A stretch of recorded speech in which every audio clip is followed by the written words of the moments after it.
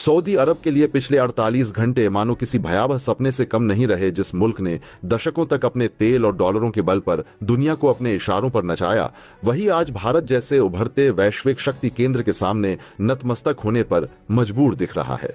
हालात इतने बिगड़ चुके हैं कि प्रिंस मोहम्मद बिन सलमान, जिन्हें दुनिया MBS के नाम से जानती है और जो खुद को इस्लामिक दुनिया का सबसे बड़ा नेतृत्वकर्ता समझते थे, उन्हें आखिरकार भारत के प्रधानमंत्री नरेंद्र मोदी को फोन करना पड़ा।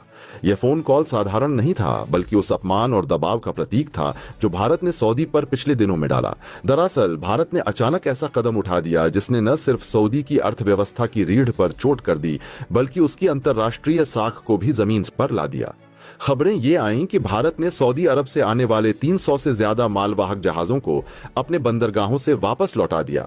ये वही जहाज थे जो पेट्रोकेमिकल्स से लेकर प्लास्टिक, खाद्य तेल, मशीनरी और यहां तक कि खजूर जैसे पारंपरिक व्यापारिक सामान लेकर भारत पहुंच रहे थे। यह फैसला सऊदी के लिए किसी आकाशीय बिजली से कम नहीं था। दशकों से भारत सऊदी का सबसे बड़ा ऊर्जा उपभोक्ता रहा है, लेकिन अब परिदृश्य बदल चुका था। भारत ने साफ संकेत दिया कि अगर सऊदी ने भारत के साथ अपने रिश्तों में विश्वासघात किया तो उसकी कीमत उसे चौतरफा चुकानी पड़ेगी। खेल यहीं से शुरू होता है। आखिर भारत ने इतना बड़ा कदम क्यों उठाया और किस गद्दारी की सजा सूदी पर कहर बनकर टूटी? अंदर की खबरें बताती हैं कि हाल ही में सूदी ने भारत की पीठ पीछे ऐसे अंतर्राष्ट्रीय समझौते और सौदे किए जो सीधे भारत के रणनीतिक हितों पर चोट करते थे।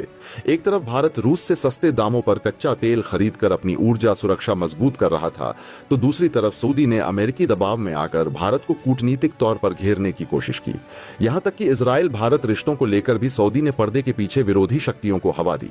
यही नहीं, भारतीय प्रवासी मजदूरों पर लगाई गई नई पाबंदियां और वीजा नीतियों में अचानक बदलाव ने भी भारत को नाराज कर दिया।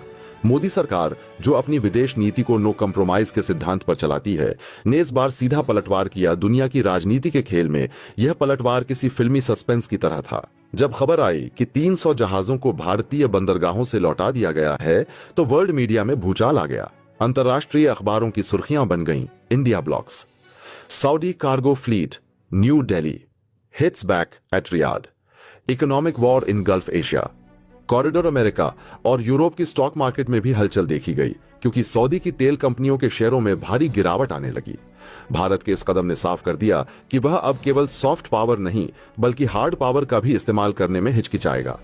नहीं, मोदी का दांव इतना सटीक था कि सऊदी चारों तरफ से घिर गया। एक तरफ रूस, जिसने पहले ही भारत को ऊर्जा का स्थिर स्रोत बनाकर नए गठबंधन की राह खोल दी थी। दूसरी तरफ इजराइल, जो भारत का सबसे करीबी सैन्य और तकनीकी साझेदार बन चुका है।